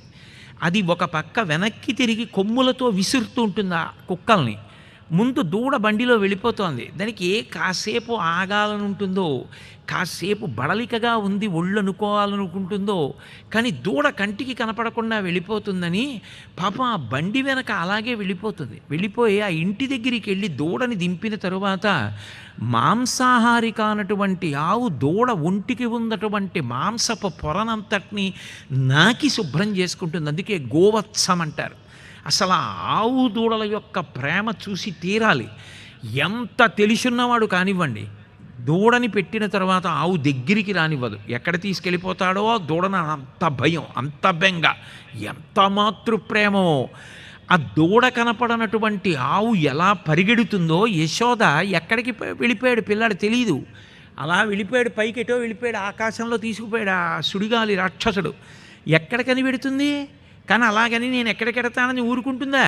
పరిగెత్తి నేల మీద పడిపోతోంది, లేస్తోంది, పరిగెడుతోంది. దూడ కనపడకపోతే ఆవు ఎలా పరిగెడుతుందో, కమలేక్షణ గ్రేపు తెరంగు ఖిన్నయై ప్రొక్కుచువాలు గోవు కిరియ భూస్థలివాలె దురంత చింతయై. నేల మీద పడిపోతూ, లేస్తూ, దెబ్బలు తింటూ, పరిగెడుతూ ఎలాగైనా చిన్ని కృష్ణుణ్ణి చూడాలని పరిగెడుతోంది పాపం. తన కోసం ఏడిచేవాడు ఉంటే పరమాత్మ మళ్ళీ తానే వచ్చి వాళ్ళకి దక్కుతాడు. అందుకే ఆయన ఏం చేశాడు, ఆ పైకెత్తుకుపోతున్న రాక్షసుడి యొక్క కంఠాన్ని ఏదో అంత ఎత్తుకు తీసుకెళ్ళిపోతుంటే భయపడిపోయినటువంటి పిల్లవాడు గట్టిగా పట్టేసుకున్నట్టుగా ఆ రాక్షసుడి మెడ 2 చేతులతో పట్టేసుకుని నలిపేస్తే ఊపిరాడక హరికరతల పీడనమున పరవశుడై రాల మీద భగ్నంగకుడై సురవైరి భటుడు కూలెను పురభంజను కోల కూలు పురముంబోలెన్ అంటారు. ఎక్కడెక్కడ అవకాశం వస్తే అక్కడక్కడ శివకేశవులని ఇద్దరు ఉండరు, ఉన్నది ఒక్కటే పరమాత్మ అని చెప్తుంటారు మహాత్ములందరూ వాంగ్మయంలో. పోతన గారు కూడా అదే ప్రయోగం చేశారు. త్రిపురాసురుల్ని శంకరుడు ఎలా పడగొట్టాడో అలా తన చేతులతో గట్టిగా పట్టుకోవడం వల్ల ఇంకా ఊపిరాడక ఆ తృణావర్తుడనేటటువంటి రాక్షసుడు నన్ను వదిలిపెట్టరా అని ఏడుస్తూ కంఠం పట్టుకొని బరువైపోయినటువంటి కృష్ణుణ్ణి మొయ్యలేక పైనుంచి కిందకు పడిపోయాడు. ఆ పడిపోవడంలో, రాళ్ల మీద పడిపోవడంలో ఆ రాక్షసుడి యొక్క శరీరం అంతా ముక్కలైపోయింది. ఆ ముక్కలైపోయినటువంటి శరీరం కలిగినటువంటి రాక్షసుని యొక్క ఆ చిన్నాభిన్నమైనటువంటి ముక్కల మీద పడి చిన్ని కృష్ణుడు ఆడుకుంటున్నాడు. ఆ యశోదతో పాటు నందవ్రజంలో ఉన్నటువంటి వారు అందరూ పరిగెత్తుకుంటూ వచ్చి ఆ చిన్ని కృష్ణుడిని చూశారు. చూసి ఆశ్చర్యపోయారు. అంత ఎత్తు పట్టుకెళ్ళాడు, అక్కడి నుంచి రాక్షసుడు కింద పడ్డాడు, ముక్కలైపోయాడు. పిల్లాడికి మాత్రం ఏమీ దెబ్బ తగలేదు. ఏమీ ఆశ్చర్యం! పోతన గారు అన్నారు, రక్షణము లేక సాధుడు రక్షితుడగు సమత చేసి రాయుడులందున్ రక్షణలు వేయి కలిగిన శిక్షితుడగు కలుడు పాపచిత్తుండగుటన్. అడుగడుగున రక్షణలు పెట్టుకున్న విశేషమైనటువంటి పాపమును చేసేటటువంటి వ్యక్తి మృత్యువుని పొందాలి అని పరమేశ్వరుడు శాసనం చేస్తే తప్పుకోలేడు. పుణ్యాత్ముడైనటువంటి వ్యక్తికి ఆపదలు వచ్చినా కూడా అవి తప్పిపోతాయి తప్ప పుణ్యాత్ముడైనటువంటి వ్యక్తి ఆపద చేత గ్రసింపబడడు. ఎందుకంటే పరమాత్మ రక్షిస్తూ ఉంటాడు. చిన్ని కృష్ణుడు రక్షింపబడ్డాడు అంటే ఆ నంద యశోదల యొక్క పుణ్యం. అందుకే యశోదమ్మ వెంటనే ఒక మాట అంటుంది, గత జన్మంబుల నేమి చేసితిమో ఎవ్వరికేమి పెట్టితిమో ఏ చింతారతిన్ పొద్దుపుచ్చితిమో యాగశ్రేణులేమేమి చేసితిమో సత్యంబులనేమి పలికితిమో ఏ సిద్ధాశ్రమమునం త్రొక్కితిమో ఇప్పుడు చూడగంటి మిచటన్ కృష్ణార్భకున్ నిర్భయున్ అంటుంది. మనకి వచ్చేటటువంటి పెద్ద పెద్ద ఆపదలు తప్పాలి అంటే సర్వసాధారణంగా మనిషి ప్రయత్నపూర్వకంగా చెయ్యవలసినటువంటి పుణ్యాలు ఏవి కాపాడతాయో చెప్పింది. గత జన్మంబులనేమి చేసితిమో, గత జన్మలలో చేసుకున్న పుణ్యం ఏదుందో అది అడ్డుపడుతుంది. ఎందుకంటే పరమాత్మ దాన్ని అడ్డుపెట్టి కాపాడతాడు. గత జన్మంబులనేమి చేసితిమో యాగశ్రేణులేమేమి చేసితిమో, చేసిన యాగాలు చేసిన హోమాలు ఉత్తినే పోవు. దేవతలు ప్రసన్నులై హవిస్సు తిన్న తర్వాత దేవతలకు ఒక లక్షణం ఉంటుంది, వాళ్ళు ఏదైనా పుచ్చుకుంటే వాళ్ళు అవతల వాళ్ళ యొక్క కోరిక తీర్చి వెళ్ళిపోతారు. అందుకే యాగశ్రేణులేమేమి చేసితిమో ఎవ్వరికేమి పెట్టితిమో, ఒక్కొక్కసారి అందరికీ పెట్టవలసిందే ఆర్తులైన వాళ్ళకి, కానీ ఒక్కొక్కసారి పరమ భాగవతోత్తముడైనటువంటి వ్యక్తి ఇంటికొచ్చి గుక్కెడు మంచినీళ్లు తాగి వెళ్ళిపోయాడు ఆయన. అది కొన్ని వందల యజ్ఞాలు యాగాలకి సమానమైపోతుంది. ఎందుకని అంటే పరమ భాగవతోత్తముడైనటువంటి వ్యక్తి గడప దాటి లోపలికి వస్తూ ఉంటేట సింహాసనంలో ఉన్నటువంటి దేవతలు కూడా తలలు ఎత్తి చూస్తారట. ఒక్కసారి శంకర భగవత్పాదుల చేతిలో ఎండిపోయిన ఉసిరికాయ ఒక పేద బ్రాహ్మణి వేస్తే ఎంత ఫలితాన్ని పొందిందో మీ అందరూ శంకరుల జీవితంలో కనకధారాస్తవంలో తెలుసుకున్నవారే. అందుకే ఒక్కొక్కసారి ఒక్కొక్క మహాత్ముడు ఇంటికి వచ్చినటువంటి కారణం చేత ఆ ఇల్లు విశేషమైనటువంటి వృద్ధి పొందుతుంది. అందుకే ఇప్పటికీ పెద్దలు ఒక మాట చెప్తారు, దేవతలు అభ్యున్నతిని ఇవ్వడానికి ఏం చేస్తారంటే పెద్దలు ఇంటికి వచ్చి కాళ్ళు కడుక్కున్నారా అని చూస్తారట. వాళ్ళు ఇంటికి వచ్చినప్పుడు కాళ్ళు కడుక్కుని లోపలికి వస్తారు కదా, లేకపోతే ఏదైనా తిని వెడుతుంటే కాళ్ళు కడుక్కుని పెడతారు. అంటే ఆయన తృప్తి పొందాడు అని గుర్తు. ఆయన ఎందుకు వస్తాడు? ఆయనకేం అవసరం? ఆయనకేమైనా కోరిక ఉంటే కదా, ఆయనకేం కోరికలు లేవు. ఆయనకున్న ఒక్క కోరికల్లా భగవంతుడి గురించి అంతే, తప్ప ఇంకే కోరిక లేదు. లేనివాడు ఎందుకు ఎడతాడు అనవసరంగా? ఆయన వచ్చి కాళ్ళు కడిగాడు అనుకోండి, అది అభ్యున్నతలలోకి అభ్యున్నతి అని శాస్త్రం. అందుకే ఏ మహాత్ముడు వచ్చి ఆ ఇంట్లో అడుగు పెట్టాడు అంటారు. నిజం కూడా. నేను ఒకసారి కోనసీమలో అమలాపురం దగ్గర ఒక ఊరు వెళ్ళా. ఆ ఊరిలో ఒక రైతు ఆయన ఆ రోజు సాయంకాలం నాకు ఆతిథ్యం ఇచ్చారు. నేను వాళ్ళ ఇంట్లో ఆగి, చాలా దూరం నుంచి వస్తూ ఉండడంలో నేను ఆగి వాళ్ళ ఇంట్లో స్నానం చేసి ఏదో కొద్దిగా అనుష్ఠానం చేసుకుని మళ్ళీ ప్రవచనానికి వెళ్ళవలసి వచ్చింది. నేను అడగలేదు, ఆయనే నాతో ఓ మాట చెప్పారు. లోపలికి తీసుకెళ్ళి ఆయన పెరట్లో ఒక ఆవుని చూపించారు. చూపించి కంచి కామకోటి పీఠాధిపత్యం వహించిన మహాపురుషులు చంద్రశేఖరేంద్ర సరస్వతి స్వామి వారు ఒకప్పుడు మా ఇంట్లో విడిది చేశారండి. మా ఇంటికి వచ్చి విడిది చేసి ఒక పూట చంద్రమౌళీశ్వరారాధన చేశారు. ఆయన ఇంట్లోకి రావడానికి పెట్టిన నియమం ఏమిటంటే విద్యుత్ దీపాలన్నీ తీసి ఆముదం దీపం పెడితే వచ్చి ఉంటానన్నారు. ఆముదం దీపాలు పెడితే ఆ రోజు రాత్రి వచ్చి ఉన్నారు. ప్రదోషంలో అభిషేకం చేసి మర్నాడు తెల్లవారుజామున పెరట్లోకి వెళ్ళి ఒక ఆవుని ముట్టుకుని నిమిరి పూజ చేశారు. ఆయన మా ఇంట్లోకి వచ్చి ఆవుని ముట్టుకుని నిమిరి వెళ్ళిపోయిన ఆవు ఇదే. ఆయన ఈ ఆవుని ముట్టుకుని వెళ్ళిపోయిన తర్వాత ఇక మా ఐశ్వర్యానికి హద్దు లేదు. అంత స్థాయికి వెళ్ళిపోయామంటే ఆ మహానుభావుడు పాదం పెట్టిన వేళ.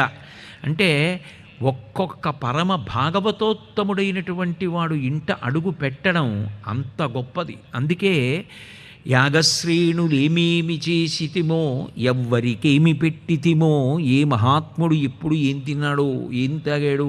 కానీ నిజంగా ఒక్కొక్క ఆతిథ్యం కూడా అలా ఉంటుంది, ఆశ్చర్యకరంగా ఉంటాయి. మేము ఏదో తోచనమ్మ తోడికోడలు పుట్టింటికి వెళ్ళిందని అప్పుడప్పుడు కాకినాడ నుంచి ఏదో 100 మందిమో 200 మందిమో సత్సంగ సభ్యులు కలిసి పాదయాత్ర చేస్తుండేవాళ్ళం.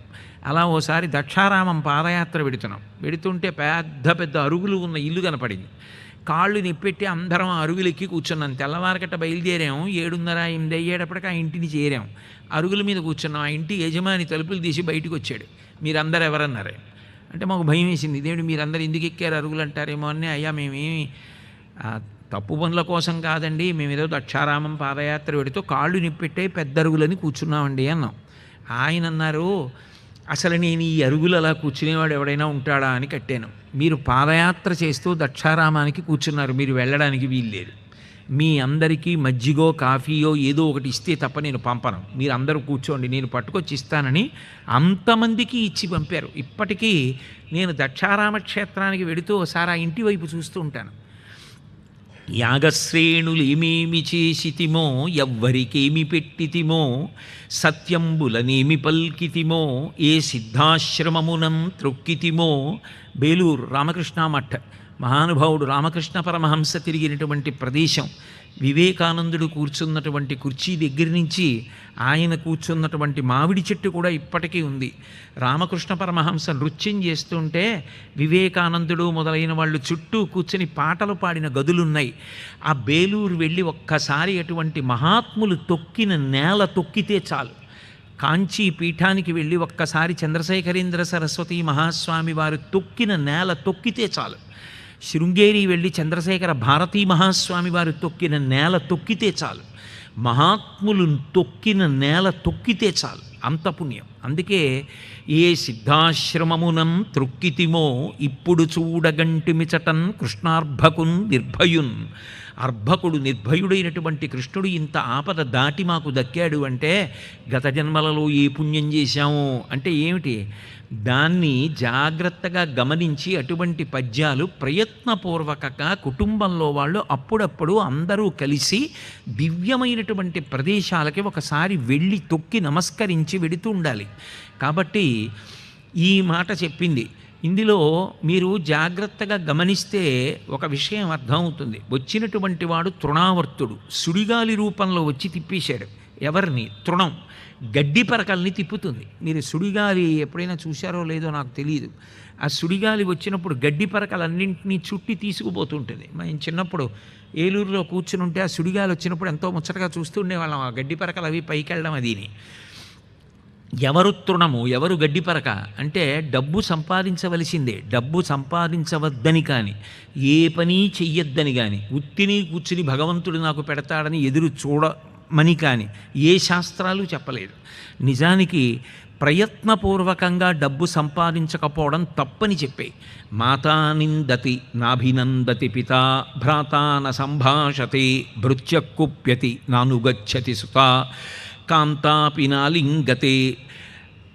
ఆఖరికి అర్ధప్రార్థన శంకయాన కురుతే, సల్లాపమాత్రం సుహృత్, తస్మాత్ నైతికమర్ధమార్జన శృణు సఖీ విత్తేన సర్వీవశాః. ఒక వయసు వచ్చిన తర్వాత డబ్బు సంపాదించి తండ్రికి ఆసరా కాకపోతే మాతా నిందతి, నిందించడం తెలియని అమ్మ కూడా తిడుతుంది. నాభినందతి పిత, తండ్రి సంతోషంగా భుజం మీద చెయ్యేసి అక్కడికొచ్చావురా అనడు. నాభినందతి పిత, భ్రాతా న సంభాషతే. కష్టపడి తెచ్చి మాకు పెరుగు అన్నమే, ఏ పని చేయకుండా వీడికి పెరుగు అన్నమే అని అన్నదమ్ములు కూడా మాట్లాడరు. భ్రాతా న సంభాషతే, భృత్యకుప్యతి. సేవకుణ్ణి పిలిచి పని చెప్తే మీ అన్నయ్యలు మీ నాన్నగారు డబ్బిస్తారు, నువ్వు రూపాయి ఇవ్వకపోయినా పనులు బాగా చెప్తావు అంటాడు.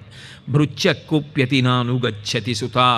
కొడుకు చదువుకోవడానికి డబ్బిచ్చి చదివించకుండా ఏ రూపాయి సంపాదించకపోతే కొడుకు కూడా తండ్రి ఇంట్లోకి వస్తున్నప్పుడు ఎదురిళ్ళి కాళ్ళు కడుకోవడానికి చెంబుతో నీళ్ళు ఇవ్వడం. నానుగచ్చతి సుత కాంతాపి నాలింగతే.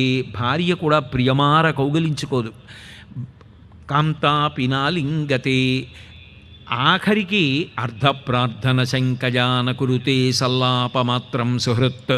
ఆయన మంచి స్నేహితుడు పాపం. అయితే ఎంతకాలం ఆయన మాత్రం కనపడ్డప్పుడల్లా అప్పడిగితే ఇస్తాడు. అందుకే ఈయన యువతల వైపు నుంచి అవాయ్ అంటే చూడనట్టుగా పని లేకపోయినా అటు వెళ్ళిపోతాడు. ఎందుకంటే బాబు ఇటు వస్తే డబ్బులు అడుగుతాడు. ఆయన ఏం చెడ్డవాడు కాదు, మంచివాడే, కానీ వీడు రూపాయి సంపాదించకపోతే ఎంతకాలం చూస్తారు. అందుకే అర్ధప్రార్థన శంకజాన కురుతే, సల్లాపమాత్రం సుహృత్, తస్మాత్ నైతికమర్ధమార్జన శృణు సఖే విత్తేన సర్వే వశాః. నీతి తప్పి ధర్మం తప్పి సంపాదించద్దు. ధార్మికంగా నువ్వు సంపాదించినది ఏదుందో అది నిన్ను నీ 21 తరాల్ని కాపాడుతుంది తప్ప అదే పనిగా డబ్బు డబ్బు డబ్బు డబ్బు డబ్బు అని తిరగడం మొదలు పెడితే అదొక సుడిగాలి, అది కళ్ళు కనపడనివ్వదు. కాలం వెళ్ళిపోతుంది ఆ తిరగడంలో, కాలం విడిపోవడంలో శరీరం జర్జరీభూతం అయిపోతుంది. ఇంత గొప్ప మనుష్య జన్మ కొన్ని కోట్ల జన్మల తర్వాత వచ్చేటటువంటిది మనుష్య జన్మ. శంకర భగవత్పాదులంతటి వారు వివేకమ చూడామణి చేస్తూ మనుష్యత్వం ముముక్షత్వం మహాపురుష సంశ్రయ అంటారు. అసలు మనిషిగా పుట్టడమే అంత తేలిక కాదు.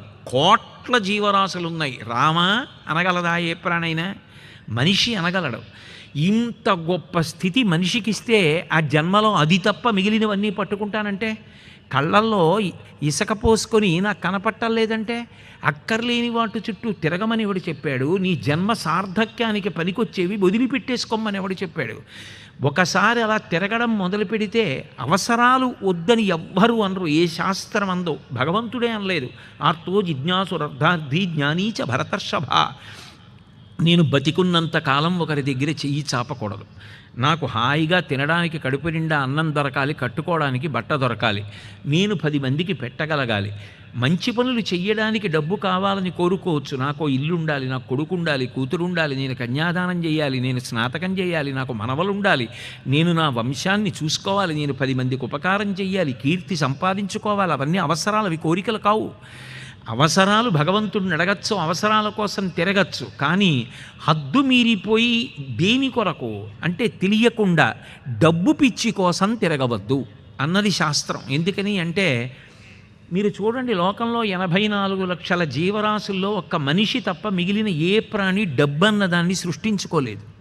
భగవంతుడు ఎలా పెట్టాడో అలాగే బ్రతికేసాయి. ఒక కాగితం తయారు చేసి దీనికి ఇంత విలువ అని నిర్ణయించుకొని దానికోసం ఎన్ని తరాలకైనా సరిపోయేటట్టు సంపాదించాలని తిరిగి కళ్ళల్లో ధూళి పడిపోయి సుడిగాలిలో పడిపోయిన వాడు గడ్డి పరక తిరిగినట్టు తిరుగుతూ పడిపోయేవాడు మనిషి ఒక్కడే. మిగిలిన ఏ ప్రాణైనా తనంత తాను ఆహారం సంపాదించుకోగలిగినటువంటి శక్తి పొందేంత వరకు మాత్రమే పిల్లల్ని పెంచుతుంది. మనిషో అర్థం ఏమైనా ఉంటుందా? ఎన్ని తరాలకైనా ఇంకా సంపాదించాలి, ఇంకా సంపాదించాలి. సుడిగాలి తిప్పే ఇట్లా తృణం అయిపోవాలా, గడ్డిపరక అయిపోవాలా? అలా వద్దు. డబ్బు వద్దని శాస్త్రాలు చెప్పలేదు, కానీ దానికి బానిసవైపోయి తిరక్కు. జీవితం ఏమైపోతుంది? ఆఖరికి నిన్నెవరు ఉద్ధరిస్తారు? ఒక్కసారి శరీరం వదిలిపెట్టేశాడా, ఊపిరి ఆగిపోయిందా, ఏ డబ్బు వచ్చి ఆదుకుంటుంది? కింవానేన ధనేన వాజికరి విప్రాప్తేన రాజ్యేన కింవా పుత్రకళత్రమిత్ర పశుభిర్దేహేన గేహేన కిం జ్ఞానైతక్షణభంగురం సపతిరోత్యాజ్యం మనోదూరత స్వాత్మార్థం గురువాక్యతో భజ భజ శ్రీపార్వతీ వల్లభం అంటారు శంకర భగవత్పాదులు. అందరికన్నా ముందు ఏమీ పట్టించుకోకుండా ఉండిపోయేది ఏదంటే సంపాదించిన డబ్బే. ఎందుకనంటే నేను ఇల్లు కట్టి ఇల్లు నాదండి, ఇల్లు నాదండి, ఇలా కట్టానండి, పదవి విరమణ చేసిన తర్వాత వచ్చిన డబ్బులతో ఇదిగో ఇల్లు కట్టుకున్నానండి, ఇల్లు కట్టుకున్నానండి అంటాను. నేను వెళ్ళిపోగానే, అంటే నేను శరీరం విడిచిపెట్టగానే మా అబ్బాయికి వస్తుంది కదా ఇల్లు, అక్కడ నిలబడి ఇది నా ఇల్లు అని మా అబ్బాయి అన్నాడు అనుకోండి, చీ ధూర్తుడా, మీ నాన్న ఎంత కష్టపడి కట్టాడో తెలుసా? 38 ఏళ్ళు ఉద్యోగం చేసిన తర్వాత పదవీ విరమణ నాడు వచ్చిన డబ్బులతో కట్టుకున్నాడు ఇల్లు, నీదంటే ఏమిటి అని ఇల్లేమందవు. ఎవడొచ్చి అక్కడ నిలబడి నాదంటే నీదే అంటుంది. డబ్బు అసలందు, వాహనాలు అసలంలవు.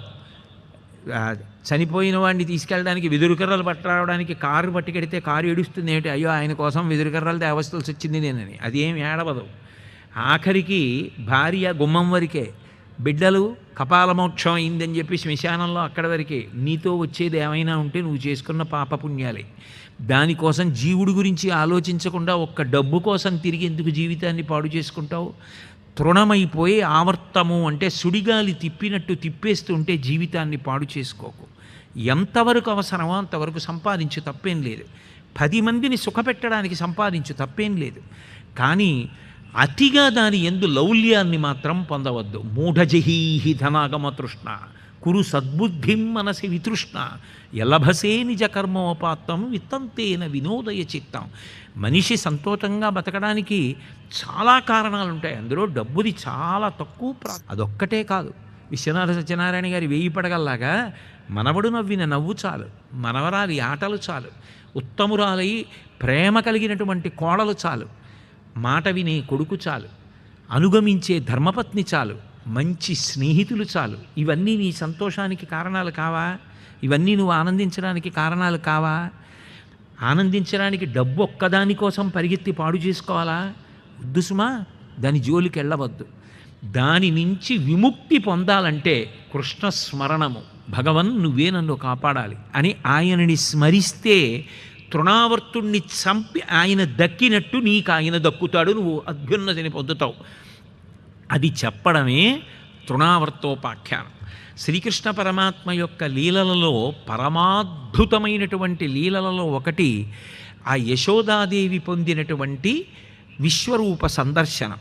అసలు యశోద చేసుకున్న అదృష్టానికి పరీక్షిత్తు పొంగిపోయాడు. సర్వసాధారణంగా సుఖబ్రహ్మ మాట్లాడుతుంటే పరీక్షిత్ జోక్యం చేసుకోడు. కానీ అప్పుడప్పుడు ఆనందం తట్టుకోలేకపోతే ఆపి గురువుగారిని మళ్ళీ అడుగుతూ ఉంటాడు. ఒకానొకనాడు ఆ తల్లి నరనాథయొకనాడు చన్ను చేపిన తల్లి చిన్ని ముద్దుల కృష్ణు చేర పిలిచి ఎత్తి పెందొడలపై నిడుకొని చన్నిచ్చి నిమ్మోము చక్కనిమిరి ఎల్లన నగువుతో ఆవలించిన బాలు వదనగ వరమున వారి నిధులు దిశలు భూమియు వనద్వీప శైలములను ఏరులు గాలియు ఇనుడు శశియు దహనుండు ఆకాశంబు తారకలు గ్రహములు సమస్త లోకములు సకల చరాచర భూతగణంబులుండుట చూచికను మోక్షి చోద్యపడియే. ఆ చిన్ని కృష్ణుణ్ణి పిలిచింది. నేను అన్నాను కదా, శాబ్దిక ప్రత్యక్ష ప్రసారం చేస్తారు పోతన గారు. జననాథ ఒకనాడు చిన్ని ముద్దుల కృష్ణు చేరబిలిచి, ఆ తల్లి ఆ చిన్ని కృష్ణుడు వస్తే తీసుకుంది, ఎత్తి పెందొడలపై నిడుకొని ఆ తొడ మీద కూర్చోపెట్టుకుని చన్నిచ్చి పాలిచ్చి నిమ్మోము చక్కనిమిరి. అది తల్లి చేసే పని. ఆ ప్రేమకి హద్దే ఉంటుందండి. ఓసారి ఆ ముఖం తుడిచి ఆ జుత్తు పైకి తీస్తుంది. నిమ్మోము చక్కనిమిరి. కడుపు నిండా తినేసి తాగేసిన పిల్లాడికి ఆవలింత వస్తుంది. అలా ఓ చిన్న లక్క పెడతంత నోరు ఆన ఆవలించాడు కృష్ణ పరమాత్మ. ఆ లోపలికి చూసేటప్పటికే ఆ నోటి లోపల ఆవిడికి పరమాద్భుతమైనటువంటి విషయం కనపడింది.